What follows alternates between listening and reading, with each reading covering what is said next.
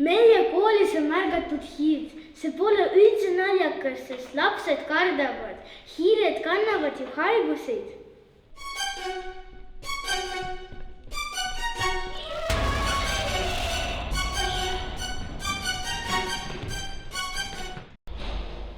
Ta tuli siit, ta jooksis otse mööda.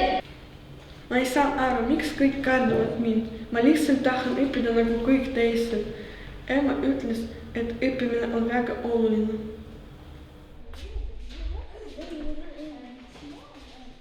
Aspi, ta on minu juures!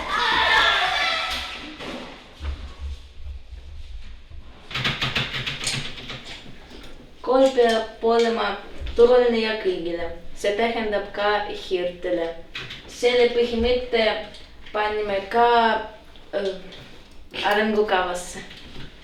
Ja see on sinu õpilaspilet.